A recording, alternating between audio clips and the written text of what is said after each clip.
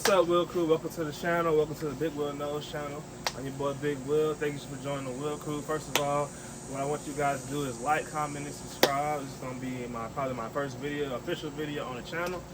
Right now, UFC 304 from Manchester, England is coming up this weekend. So I'm about to take an ice bath. I haven't took one in a couple of days now, and the weather's been kind of nice. It's been raining here.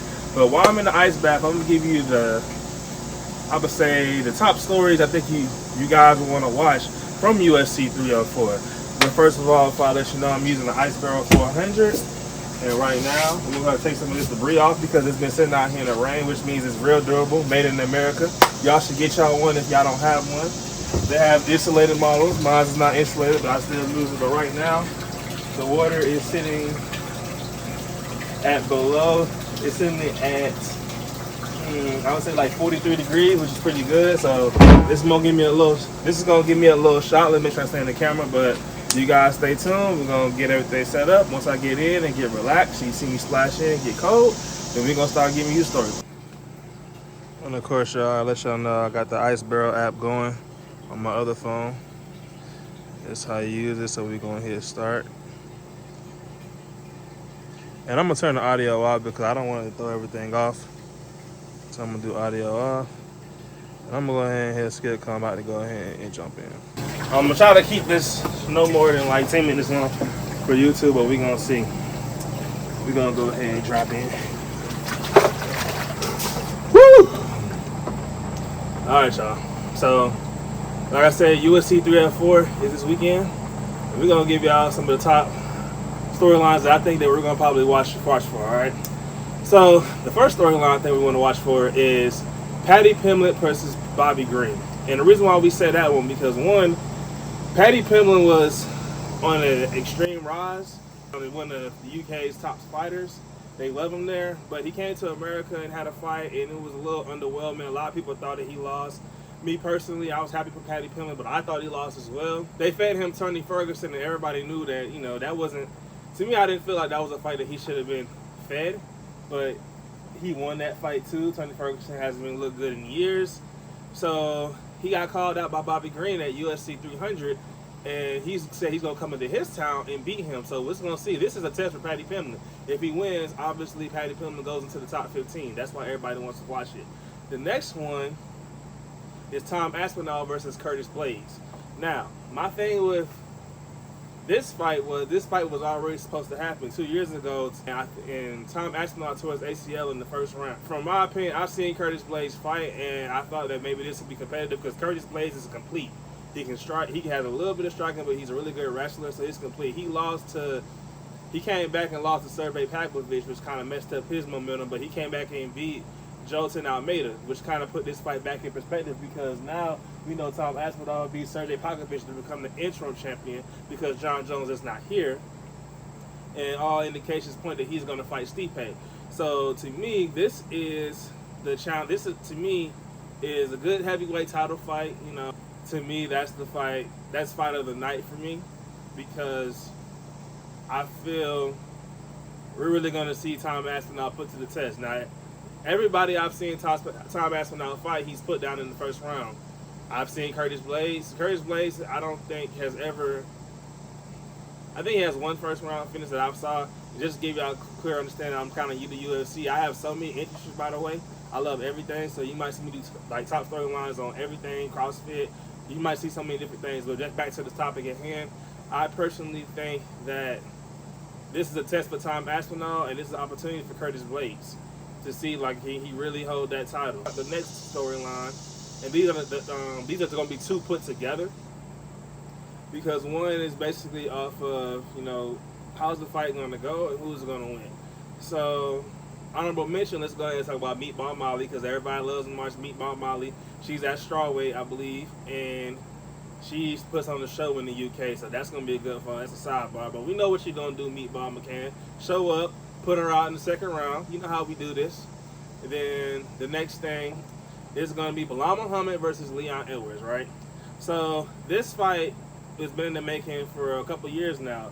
They already fought previously before. They ended in a no contest, I'm sorry, because Leon Edwards poked Belal in the eye. He couldn't even open his eye. But I watched that fight, and it looked like Leon was getting the better of him, but I didn't know at the time because I was kind of like, I watched UFC going up, but I wasn't really like into it like I am now. So I'm still learning. And from what I saw, it looked like they said Belal Muhammad jumped in on short notice, but Belal Muhammad got a title shot. He was next in line for a while. He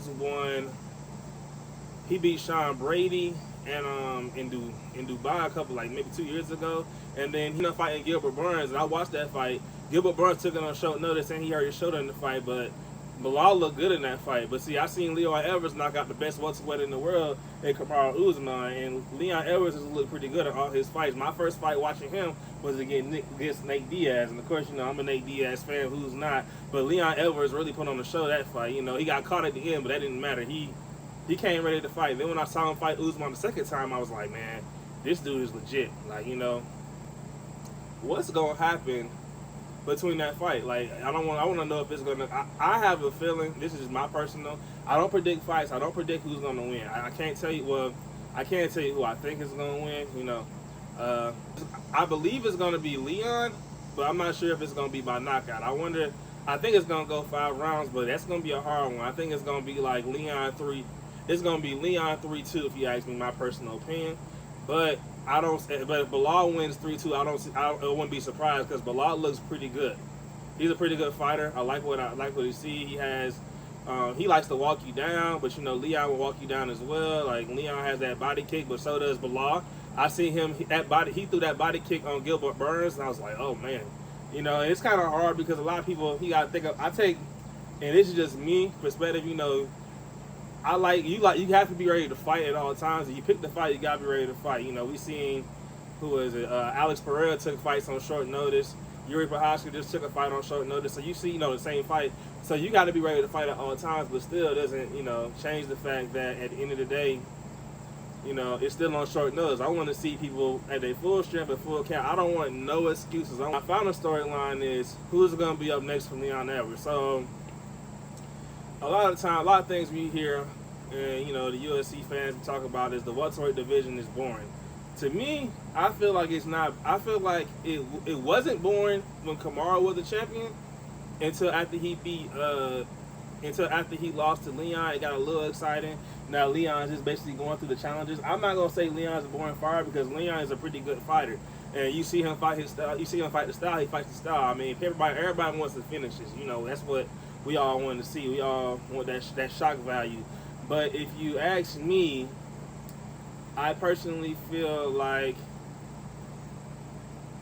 I want to see what happens when Leon wins and who's Leon gonna call out. Because we already seen Islam. He just won his fight and he asked for a fight at welterweight. But we all hear about this kid Shakov Rakhmonov, who's on a tear right now. Who's going on? I want to see what Leon's gonna do. Leon is the type of person that doesn't turn down fights. He'll take all challenges. And my personal opinion, I feel like the Islam clean out his division. He still has Arman Sarukian. He needs to focus on. I feel like clean out your division before you talk about going up for another title. That's just my personal if you're holding a title and trying to be a double champ, you need to clean out your division. That's just me. That's kind of old school. That's my perspective or whatever. So that's what I would choose, and that's what I would hope everybody would do. So interesting to see. But I think what I would probably want to, I want to watch the fight, yes. But I just feel like it's not really warranted. It's not really warranted until Islam defends the title in his division. So Shakov Rakhmonov deserves the shot next. That's just my personal opinion. A lot of fight fans may not agree with me. They want to see Islam, but I'm like, hey, you need to clean out your division. Let's get back to cleaning out divisions. Let's get back to showing. That's why if John Jones went to heavyweight a long time ago, my personal opinion, it would have been warranted because he cleaned out his division. That's true definition of clean out the division. Cleaned them out twice. Kamaru Usman was getting ready to start lapping people before Leon put him out. So let's just work on that, But these are my storylines going into UFC 304. And if you like this video, if you like this video and you want me to produce more content by taking the ice bath, any more top 5, make sure you like, comment, subscribe, and comment on the top 5 you think I like to do. Like I said, this is my first YouTube channel, so I'm just looking at things I can do more. You might get some more vlogs out of me, but also I'm into a lot of things. I'm into CrossFit. I'm into wrestling. If you think I'm into UFC a little bit, I'm way more into WWE, and I love to talk about that a lot. So I could do that as well. So just leave in the comments what you feel like I should talk about, what you think you want to see, and then like, comment, and subscribe. And thanks for tuning in. Thanks for watching.